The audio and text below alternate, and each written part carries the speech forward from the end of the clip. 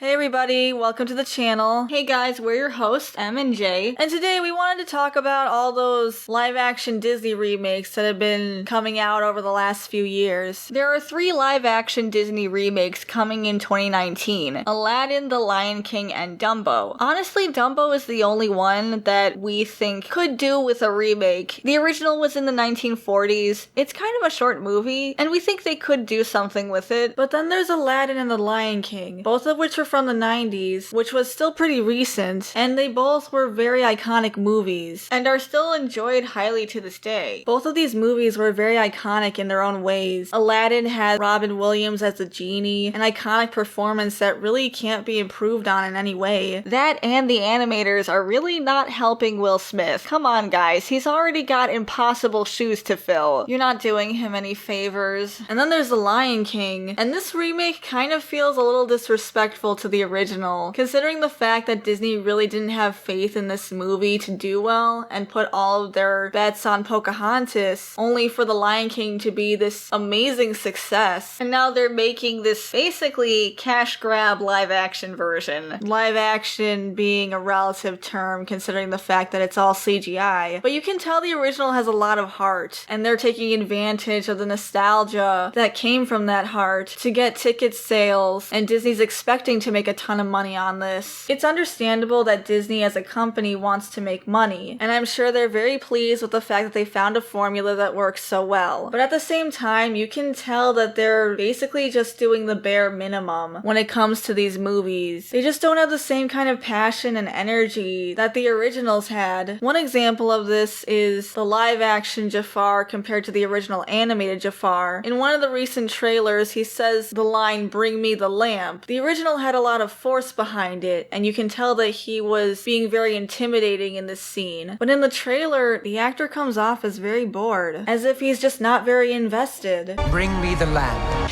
Bring me the lamp. And that's really disappointing because Disney is known for their villains, but here he's so watered down and he just doesn't have that bite to him anymore. Get excited, you're playing one of the best Disney villains. This is great. This is a problem that a lot of live action Disney remakes seem to have. For example, Gaston is another Disney villain that's toned down a lot from his animated counterpart. He's far less rude and invasive in the live action version. And again, when he's supposed to be intimidating, it just doesn't come off that way. The line delivery is pretty weak. Our hero characters don't typically fare much better. It seems these live-action Disney remakes don't have a great understanding of the original. We noticed this when we went to see the live-action Cinderella remake in theaters. We've talked about Cinderella on this channel before. She's one of the main Disney princesses that gets a lot of flack, especially for being not a good role model to young girls, which is something that we personally disagree with. It felt like the live-action